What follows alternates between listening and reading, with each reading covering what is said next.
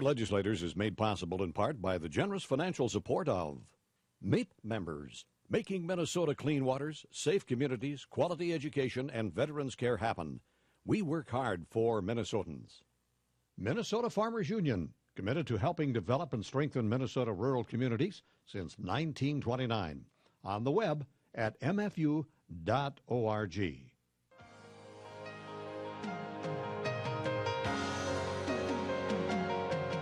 Live from St. Paul, Minnesota, we welcome you to another season of Your Legislators, a roundtable discussion featuring state lawmakers who are prepared to answer your questions and discuss important issues affecting citizens of Minnesota.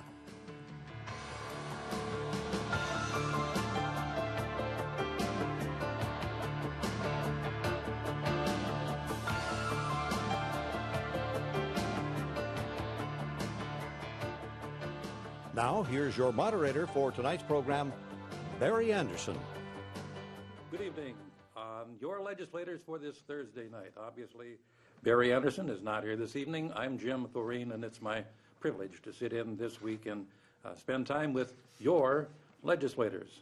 As you've noted in past programs, and if you watch us every week, you're aware that this is a program about you, the citizens, having an opportunity to exchange thoughts and ideas and ask questions of the representatives that are working for you on your behalf here in St. Paul. Now, tonight we have a bit of a different panel in that the House of Representatives is in the midst of some busy activities in the state capitol, and thus tonight we have two representatives from the Senate. Now, is that a good word to use? Representatives of the Senate? I don't think so. Two senators, how does that sound? Let's start with an introduction of our first senator. That would be Kent Eakin from Twin Valley, yes. A Democrat who's been in his now first term, correct? That is correct. And your background, Kent? Well, as you say, I'm from Twin Valley up in the northwest part of the state. Represent District 4, which includes all of Norman County and all of Becker County, all of Clay County and 3.5 townships in Becker County. And it includes the cities of Moorhead and Detroit Lakes. And I also served in the House before coming over to the Senate just this year. I served in the House for 10 years. And I have a family in Twin Valley. My wife and I are raising our 4 children on the farm where I grew up, just 3 miles west of town. I have 3 children that are in the public school system, 1 that's in college now. And I serve on the Higher Ed Committee, Health and Human Services, Civil, the Capital Investment Committee, Jobs, Ag, and Rural Development, and on the Elections Committee in the Senate. All right, very good. Thank you, Senator. And our other senator this evening is Paul Gazelka, Republican from Gull Lake area at Nisswa, if I'm correct. And what about your background? How did you get to the state Senate? You know, this is my second term, and with redistricting, I actually picked up half of a new district and kept an old half, which was Morrison County, and then I picked up Todd and Wadena and Southwest Cass. So my address at home is Nisswa, but I'm actually halfway between Pillager and Nisswa, if people know where that is at. And the committees that I serve on is Commerce, that's where I'm the minority lead, and then I'm also on State Government and Veterans Committee, Rules, which is an interesting committee, and then Tax Reform. So that's what I do. All right, very good. Gentlemen, I know both coming from outstate Minnesota, if you will, and our observations generally about the past redistricting is that districts got larger in outstate Minnesota.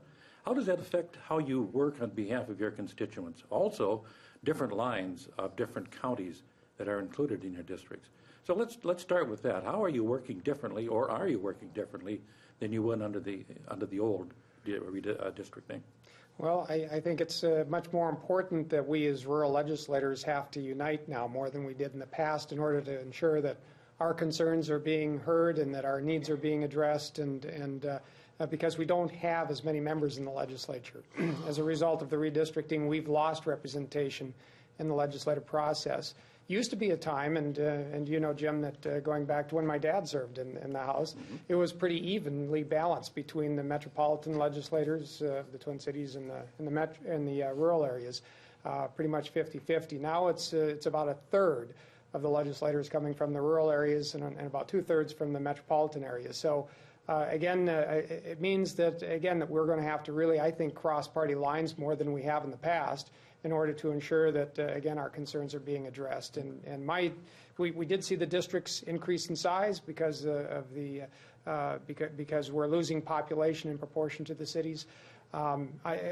Rather interestingly, though, my district, and I actually went from the House, where I had about 40,000 people in my district, to a Senate district, which is about 80,000 people. My Senate district's actually smaller now than my House district was, and that's because I picked up the cities of Moorhead in the redistricting and the city of Detroit Lakes, and so the population is much more concentrated in the district that I represent now than what I had before. The district I had before had all small towns in it, including, the biggest city was Ada, which is only about 1,700 people. In the floodplain there in northwestern Minnesota. That's right. Let's pray that that doesn't happen again this year. We've got some pretty tough conditions. Well, Senator Gazelka, you were in the House, now you're in the Senate, and same sort of dynamics as we heard from Senator Eakin? Well, first of all, say I've been to Ada, and if that was your largest town, that's pretty amazing. But my new district is definitely bigger geographically. I think, but what I do is I count parades, and where before I had 4 parades, now I think I had 28 parades, and so many more small towns. But something Senator Eakin said I think is very, very important for rural legislators. We know, and I would say we connect better on more issues, whether you're Democrat or Republican, probably than you see around the metro. Just your issues are much more different than Republican Democrat. They're rural metro, and so Senator Eakin, myself, Senator Skoye, Senator Ingebretson, there's a number of us that on a number of issues we're all fighting for the same thing, and so the bipartisan part seems to work a little bit better that way. And so far as this session is concerned, are you able to, on any number of the major issues, break it down into metro versus rural, or do you find there's as yet collegiality until you get toward the last few days of the session? Then things change a bit. Yeah, I think there's always, I think, and I feel a sense of respect, particularly in the Senate. I think how we treat each other, even though we passionately disagree on some issues, the tax bill, we're going to disagree, they're going to raise taxes around $2 billion. We would have said we want to budget or balance it without that. But there's so many other issues that we find that we work together. Senator Eakin is the chief author of a bill to really deal with long-term care issues for seniors, and I'm joining with him. I want to see us try to do something in that regard. But a number of issues that we can find common ground, and then some other big ones, the tax issue and how you balance a budget, were different, but a number of them were the same. One of the, yes, Senator. I was just going to say, in one area where we do cross party lines quite well and work together is in the area of agriculture. As I said, I serve on the Jobs, Ag and Rural Development Committee, and there we have worked very well, really as a team, to make sure that we're doing what's best for the people of our area in rural Minnesota. And unfortunately, the ag budget only represents a fraction of 1% of about a quarter of a percent of the state's budget. And so we really need to unite on the other 99 3/4% of the budget as well, because that has very significant impact on our area, especially in the areas of taxes. The property taxes have been going up so much faster and higher in our area, and I think that in order to address that effectively, we do need to come together. All right. I would note for our viewers to call us or send your messages by some electronic means, and we'll be glad to pass those questions on to Senators Eakin and Gazelka. We normally would have 2 House members here tonight. However, they are in the midst of some hectic business. I'm not quite sure which the topic is for tonight, but Representative Bud Nornis of Fergus Falls and Representative Jay McNamer of Elbow Lake are scheduled to be with us. We hope that sometime in the program they will join us. Let's talking about specific topics, let's talk about the legacy amendment. I know there's been a lot of discussion about the fairness or the equity between metro sharing of the legacy dollars versus outstate. Is there an update on that as to where we're at? Are we headed for a grand compromise that says here's what we're going to do for the state of Minnesota? Yeah, and I don't serve on the Legacy Committee or the committee that deals with the legacy funding.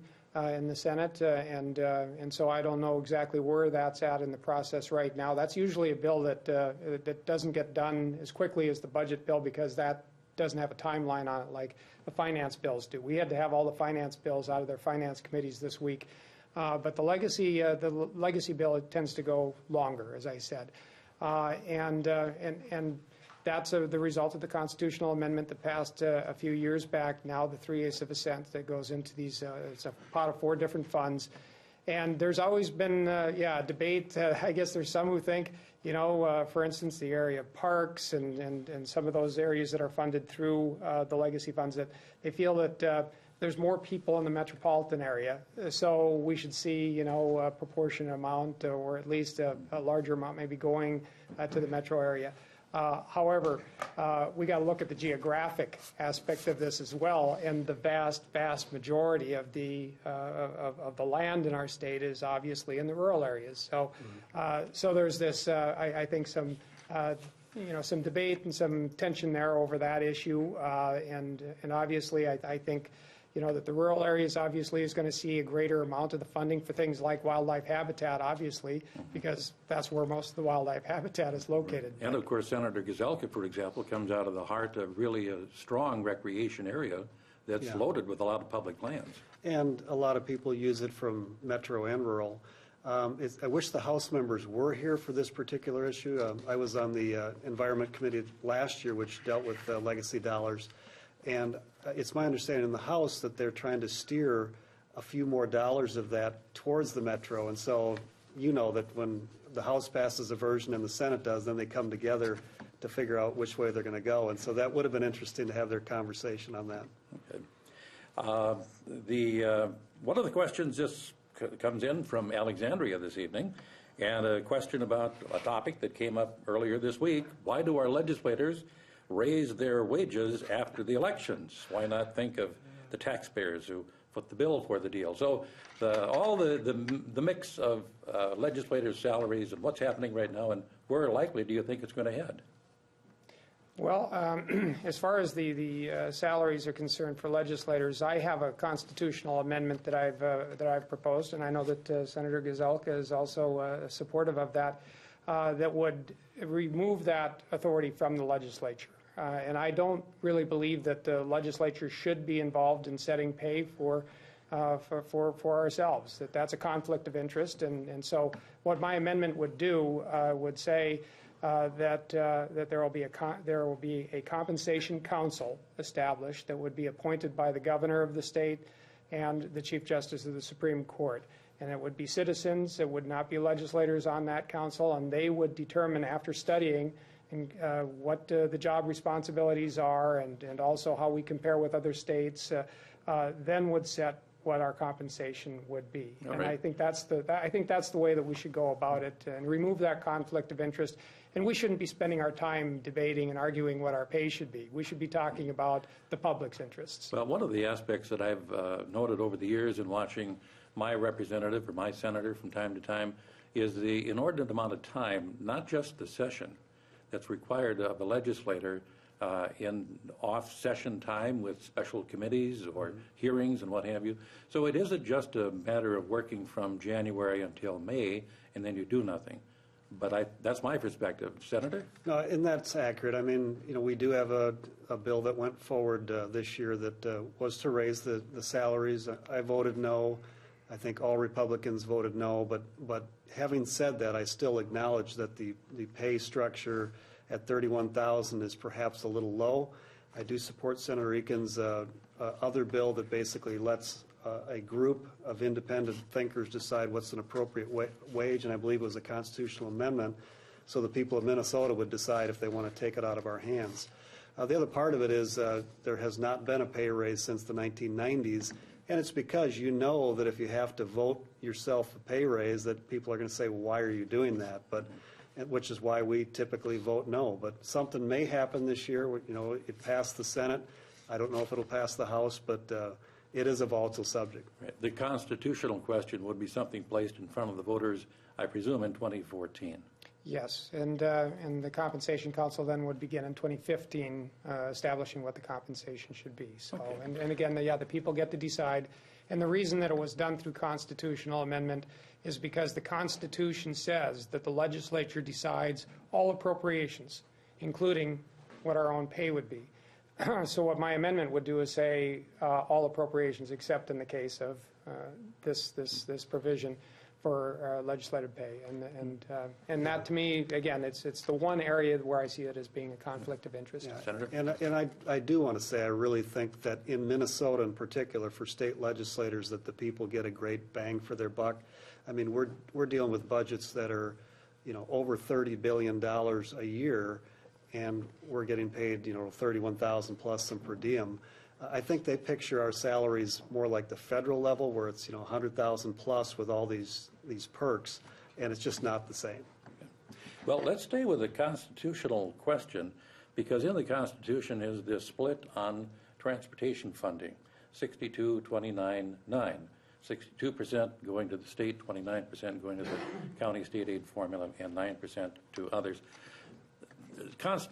Constitutionally, we're in that spot right now, and the governor has said no new gasoline tax. We're hearing some proposals about doing something different in transportation funding. Which direction are we going to go? Will there be any kind of a transportation funding bill this year that changes how we pay for our roads and bridges? I don't serve on transportation. I did last year, and the one thing I'll say is there appears to be an apparent shift towards more dollars to Metro and more dollars to transit in Metro. And so I know as a rural legislator, I'm trying to pull more money towards roads and bridges because, that's where would best benefit our area. But I don't know if you're on transportation or not.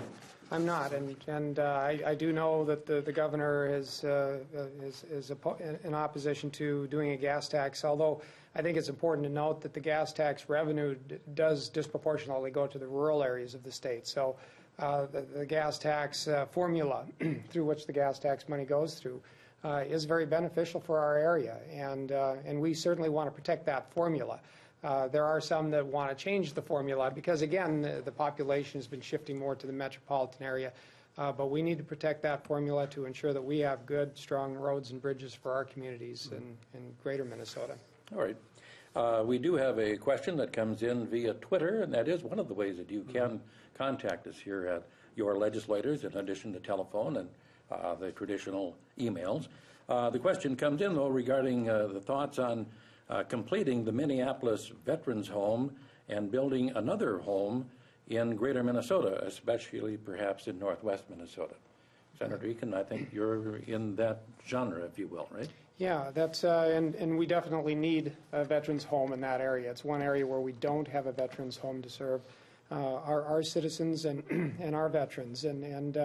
So this last week we passed a state government finance bill, which does include a provision in there to establish a veterans home in Beltrami County, in Bemidji, for the veterans of our area. And that's one of the reasons that I supported that bill.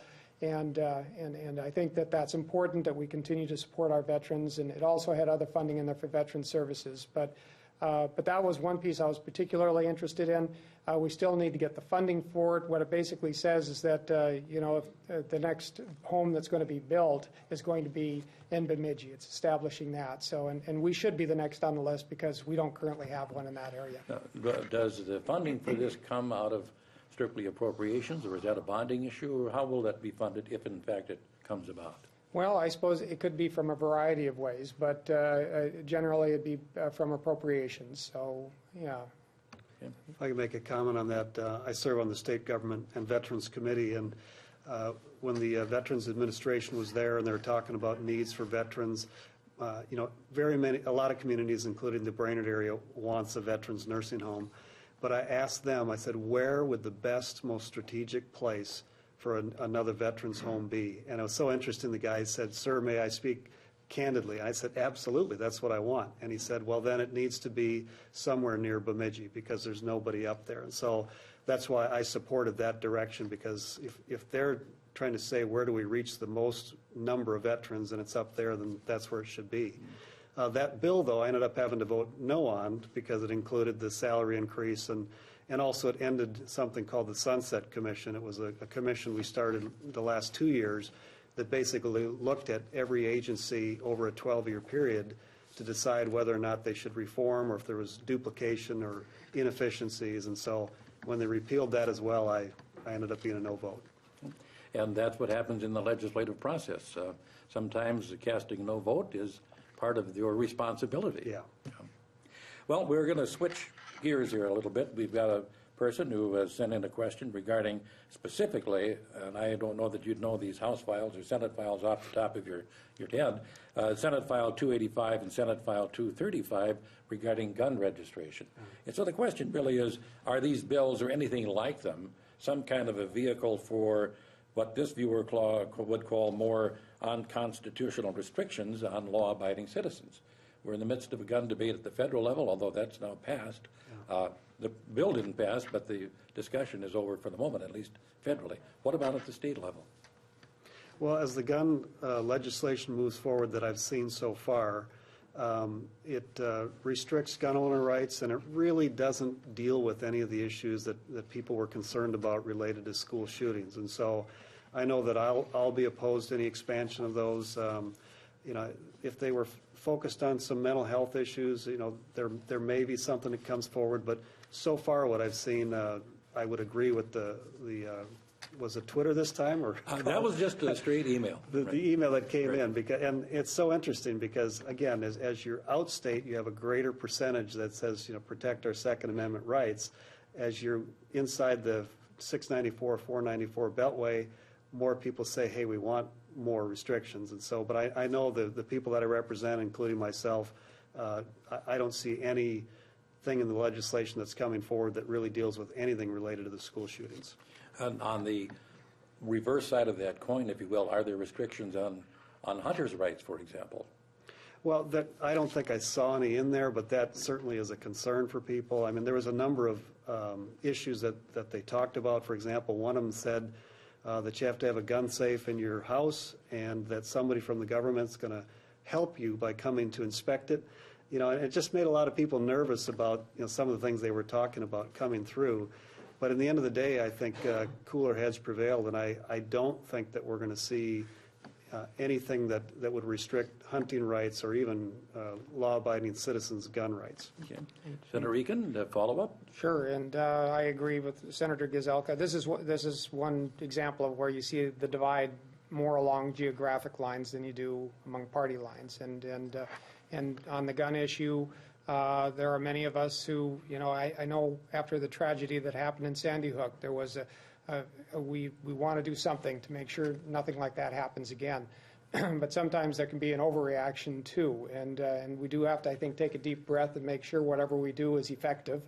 And so in the area of guns, I've always felt, that guns, when you're looking at gun violence, you're really, and talking about guns, you're looking at more of a symptom than you are the cause of the problem. Sometimes we need to, I think, spend more time and more resources getting at the cause of a lot of these problems of violence in our society. That includes mental health issues, and we do see more funding for mental health this year, and I think it's partly because of the tragedy that did occur. And it's unfortunate that sometimes it takes tragedies in order to get action, but we need to address issues like that, some of the other underlying issues that lead to violence in our society, whether it be the culture of violence that's being developed, and do things to address that.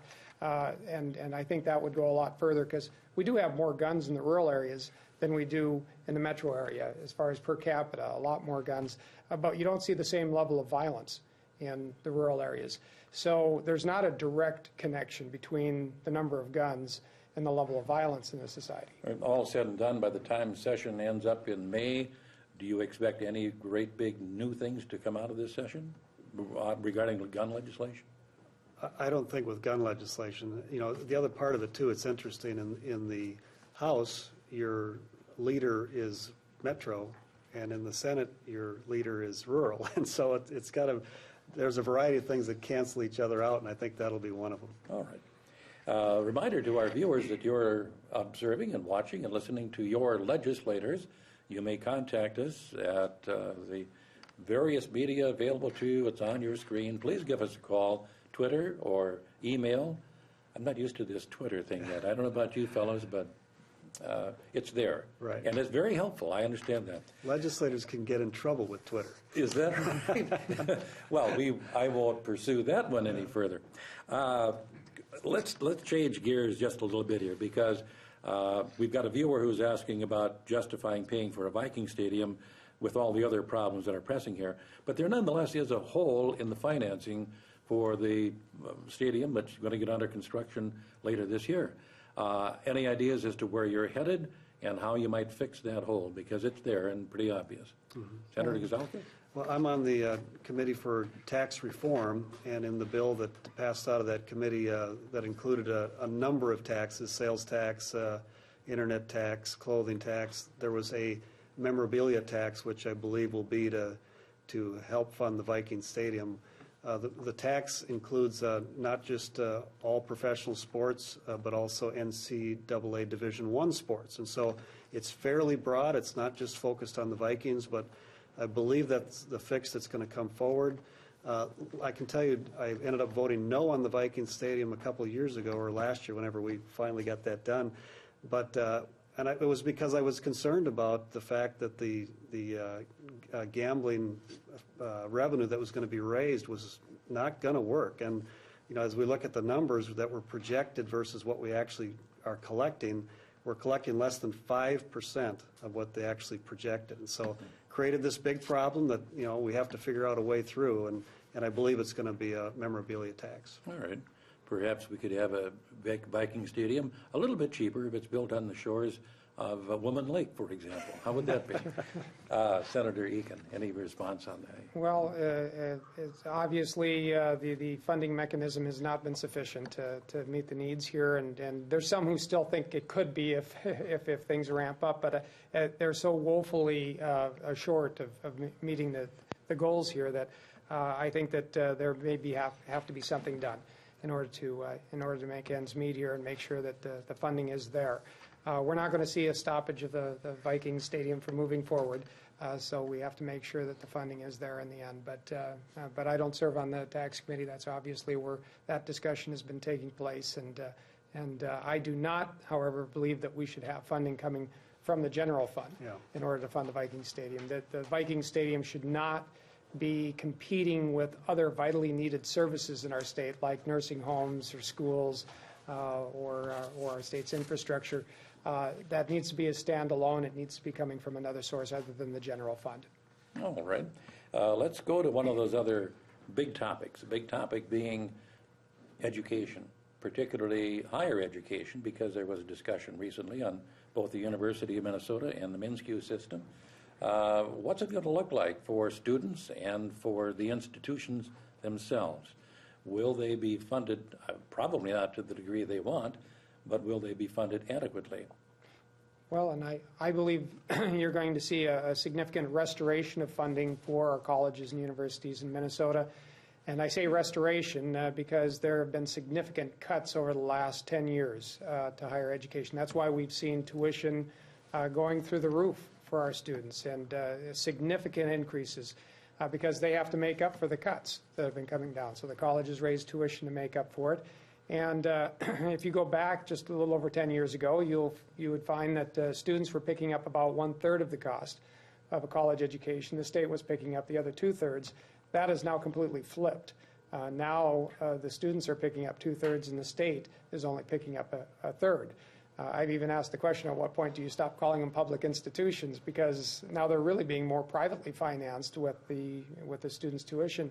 And that needs to be stopped. That trend needs to be stopped. So the short-term solution and/or long-term, which direction would you head?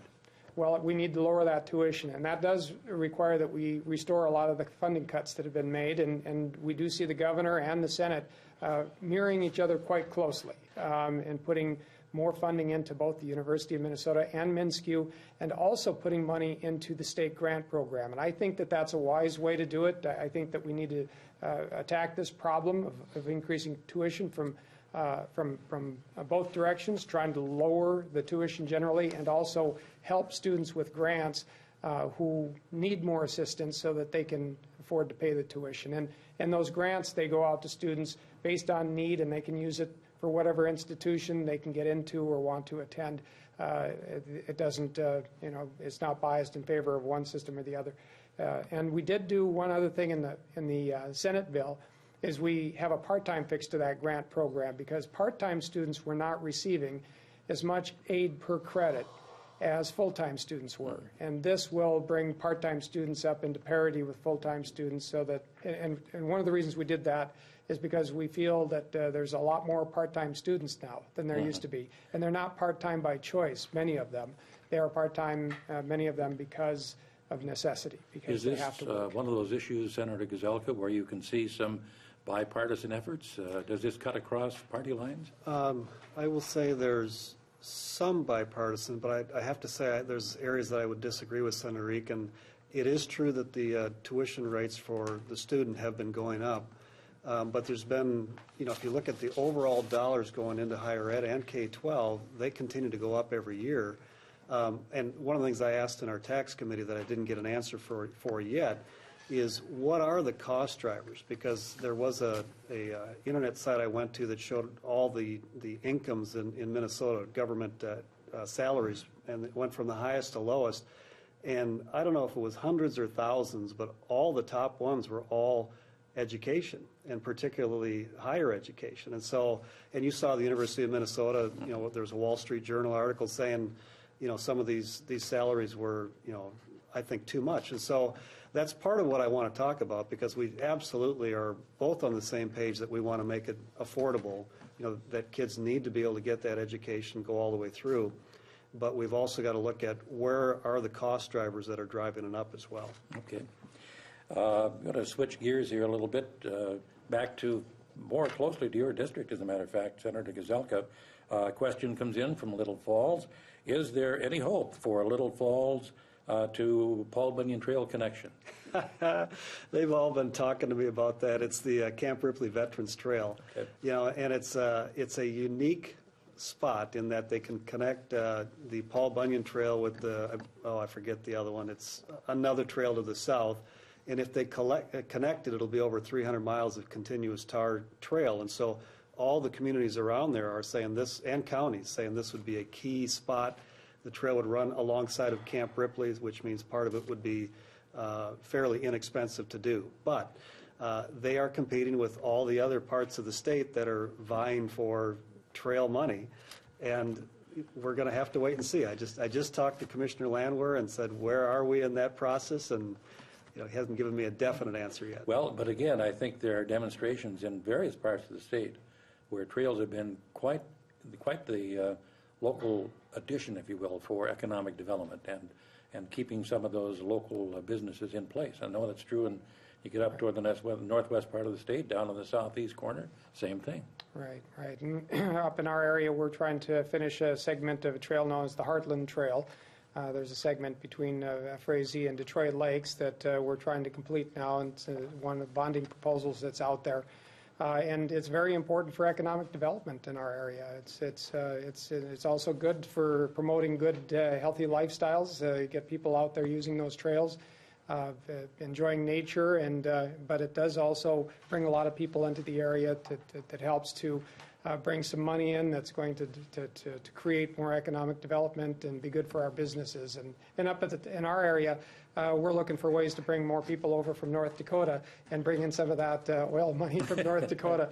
And that's one way to do it, too. A lot of people come in from North Dakota to vacation in Minnesota. So that's another reason for doing things of that nature. Well, a few moments ago, we were hanging around Senator Gazelka's area. We'll head up toward yours. Question from Red Lake Falls, as a matter of fact.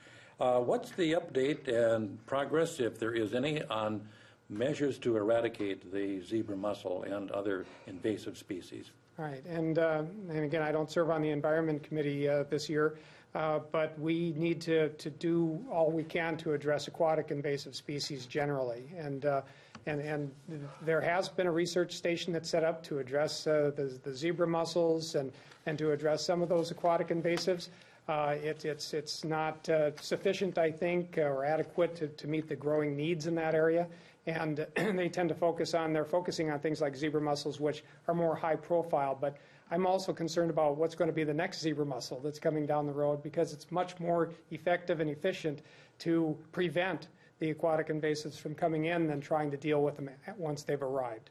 It's much more expensive, much more difficult, and you need to contain it and to eradicate it. I believe that eradication is possible, but it's extremely difficult. Some people think it's impossible once they've become embedded. Well, Senator Gazelka, you're in the midst of a whole bunch of lakes, and it's got to be a hot topic there. It really is. The last 2-year period, we increased funding dramatically and broke it out into 3 areas. Education, so people could try to be aware of how to spread it. Enforcement, so if people are just blatantly breaking the law, the fines went up. And then research. And at this point, for the zebra mussel, there's no known way to get them out once they're in. As of a couple years ago, it was about 10% of our lakes and waters, and it continues to grow. There will be more money this year, like Senator Eakin. I'm not on the Environment Committee this year. I will say that I want to make sure we're using the money properly, because I did ask for other states, what are the ramifications for other states that have more zebra mussels than we do? Because the one positive is you have cleaner lakes. I mean, they clean up the lake, but what does it do to the freshwater fish populations? And in the other states, it definitely didn't wipe them out. But there was a measurable impact. It just not dramatic. And so I don't know if farther down the road it has a greater impact or not, but in my area, a lot of people are concerned about it. All right. Just thought I'd mention as well the legacy funds, I think, should be opened up for these purposes, the clean water as well as wildlife habitat. There's been some conflict over that, whether aquatic invasive species, addressing that issue, whether that should be done through those funds. I certainly think that it fits within the goals and the mission of those funds. And again, the importance of it is it's more than just environmental. It's the economic impact that it has, because we rely so heavily on the tourist industry in this state. And we want to make sure that we keep our lakes and our streams clean so that we continue to attract the tourists that's necessary to have a thriving tourist industry. All right. You're mentioning the impact of tourism in Minnesota. There's another institution in Minnesota called the Mayo Clinic, and they've come to the legislature this year with really an astounding request on the one hand, but if you look at what they're proposing down there, that's also astounding in terms of investment by Mayo Clinic. A large sum of money being asked for over a period of years. What's the status? Are we moving to a deal with Mayo Clinic or otherwise? Well, I think the jury is out on that. I would say I don't think they have made a good enough case to all legislators yet. They've not been in my office, and a number of my colleagues have not heard from them. They've talked to some legislators, and they're going to have to make the case for their plan. Generally, I don't like to pick winners and losers, and but I understand what they could do for southeast Minnesota would be, well, it already is great. But so I would say the jury's still out, and I think they need to make the case better than what they have been. Senator Eakin? Yeah, and we certainly want to make sure that those dollars are being used effectively, but I do think, the Mayo Clinic is obviously a very important institution here in Minnesota, and it does a great deal to attract people to Minnesota. And so we want to make sure that we keep Mayo expanding here in this state. And so I do think we need to find some way to invest more in that area to develop the infrastructure. And I mean, the clinic's doing great. The problem has been getting the city of Rochester in a position where they can handle, the increased population of people coming to the Mayo Clinic, making sure that they have the infrastructure and the amenities that people want and that will attract people to come to the Mayo Clinic. And so it needs to be done in conjunction with that, the expansion at Mayo, with the further development of the Rochester area. Right. One of the premises of being that Mayo Clinic, in competition with Cleveland Clinic, Johns Hopkins, right, worldwide competition, they're making the case, at least pleading the case, that they need to have Rochester more of a world-class city. Mm-hmm. Does it work? Can it work? Well, I know it can work, and I think they're talking mostly about infrastructure, roads and things like that. But if I can get a little broader picture on that, I want us to be competitive for all businesses. You know, we're talking about in this tax bill that just went forward, raising corporate taxes $43 million in Minnesota, and I think we should be going the other direction. That's why I say I'm hesitant to pick winners and losers. I want to be competitive for the job creators in Minnesota and find a way for them to come here rather than leaving here. And one classic example is North Dakota's got oil and they're drilling like crazy and there's jobs everywhere. But I think we've got copper nickel mining up in northeast Minnesota that will create 10,000 jobs if we would just get through the permitting, which has already been over 7 years. Is that permitting anywhere near being done, or do we know? They do not know for sure. They hope that it'll be done in the next 2 years. But when you have all those jobs waiting for northeast Minnesota, you want to go as fast as you can and still protect the environment. And I will say that was a bipartisan thing that we got done the last couple of years where the governor and the House and Senate agreed to speed up the permitting process, but it's still a long time. Speeding up is a relative term. Yeah, that's exactly right. We do have a question here from our hometown for Pioneer Public Television, Appleton. Is it true, and maybe you're not at the point to answer, but is it true that there is an attempt to put a tax on homeowners insurance to pay for a deficit in fire or rescue operations? Any knowledge of that one? It is true. It went through my Committee on Commerce. I am passionately opposed to it. It's $5 extra on every home policy and every auto policy to cover a shortfall in teachers, or not teachers, government pensions, police, fire. And two things. Number one, if we're going to do that, it should be out of the general fund where everybody pays. But number two, if you look at anybody in the private sector and their pensions, their profit-sharing plans, their 401ks, they've all gone down, and nobody's bailing them out. So there's a couple of issues related to it. But to put it on a homeowner policy and an auto policy where it hits some people but not all people, I just don't think is right. And one other thing for the Appleton person, I used to live in Madison, so Appleton was right next to me. So you're used to lutefisk, right? Lutefisk capital of the world, yeah, but it doesn't mean I have to like it. Well, all right. I know the recipe for preparation of lutefisk, and it has something to do with eating the board and throwing away the food. Exactly right. Senator Eakin, any response? Well, and Senator Gazelka is dealing directly with it, on the tax committee, which I haven't, but I am aware of the proposal that was out there, and I have similar concerns with Senator Gazelka on that. So. Okay. Here's one that perennially comes along. Everybody talks about it. Why does the Minnesota legislature have more state legislators than the state of California? Now, I don't know if that's factual. I assume that the listener and the viewer from North Mankato has that down pat. But are we too large in our legislative numbers? Well, yeah, well, I know we have the largest Senate in numbers, but I guess as far as the number of people that we represent, we're about average. We don't have the largest House, but there are twice as many House members as there are Senate members. But I think there's something to be said for having legislators that that live close to you, that you know on a first-name basis. And so that's one of the reasons for having a larger legislature and for having a bicameral legislature as well, so that people have greater access to their legislators. And that is a very important thing to have. In California, which the caller is speaking of, the California State Senate, their districts are bigger than congressional districts. So, and North Dakota is one congressional district, so their districts for their state senators are bigger than the state of North Dakota in population. And to me, that means that it's hard to get to know your state senator because they represent, 600-some thousand people. We represent 80,000. I think that's a much better formula to have. It's much easier to pick up your phone and call your state senator here in Minnesota than it is in California. One of the arguments often offered is a legislature so large costs us a lot of money, and is it a wise investment? Well, I think if you look at what our pay is and you add the total pool of dollars together, I think people do get a pretty good bang for the buck in Minnesota.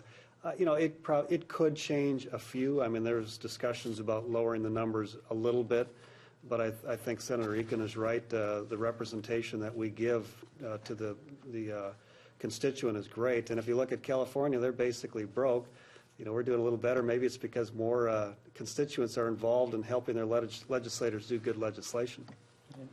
Well, gentlemen, we haven't touched yet on one of the hot topics, and perennially is that of K through 12 education funding. We know that there's been this promise made to school district for some time. Are we going to hold to that promise and get it done this session? Is that going to be delayed? Where are we at in our process this year?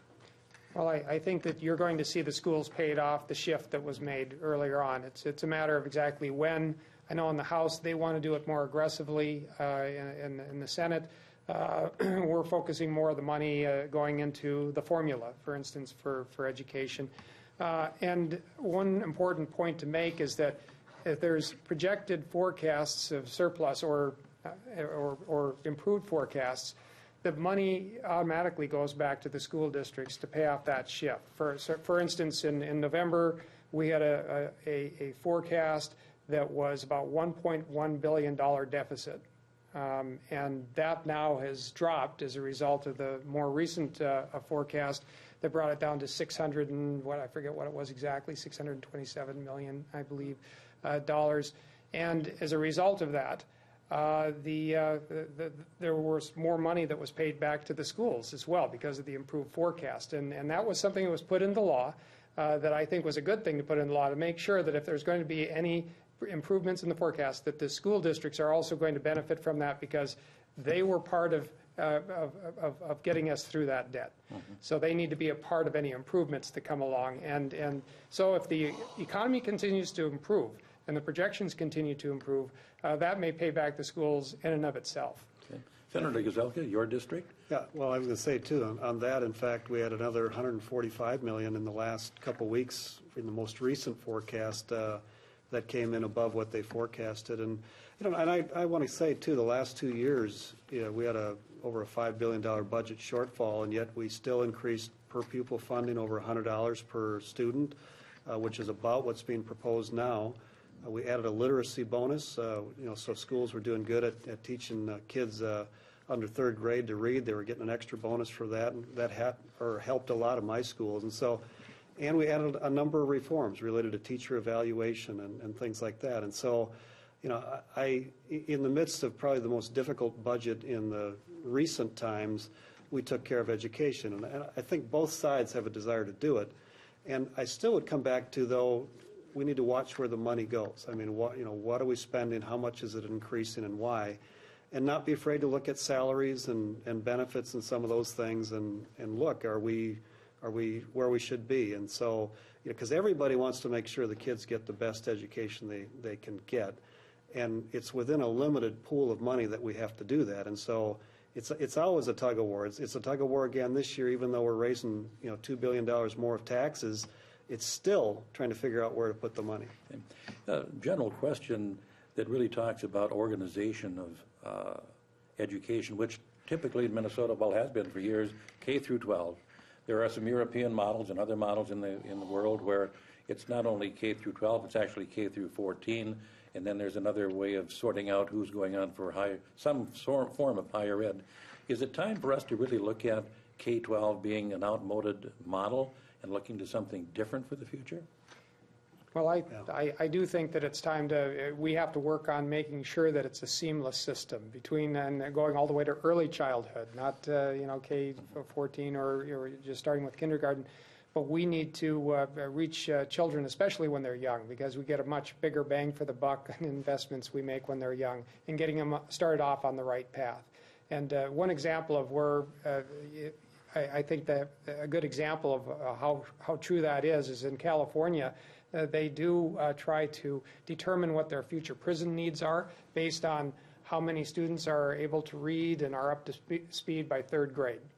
Because they know that if you don't reach them before that, it's much harder to get them on the right path later. So we need to start from the very beginning. And as you said, I think that we need to break down barriers between the early childhood programs and between K-12 and college especially, to make sure it's a more seamless transition for students from one, from one system to the other. And we are pursuing ways of trying to address that, to try to make it a more seamless system.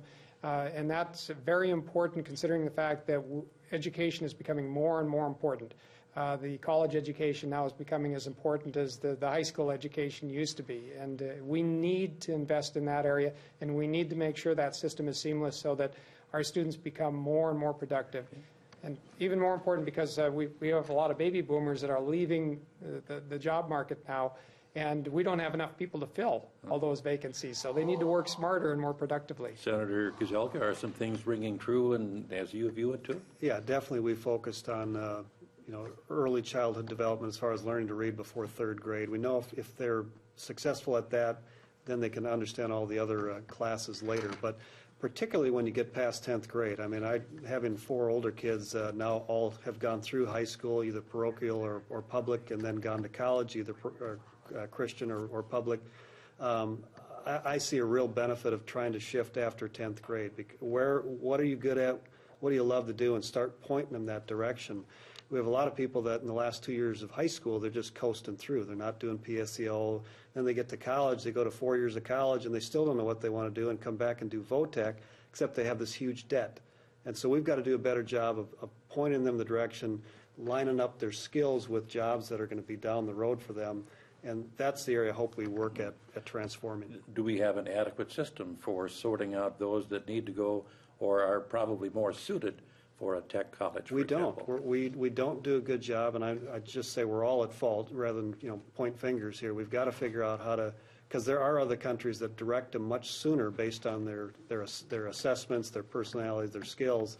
We don't do that, and so we waste a lot of money that I think we could use better. But we've got to. It'll take a shakeup. I mean, it's hard to make changes like that, but I think we would benefit if we did it.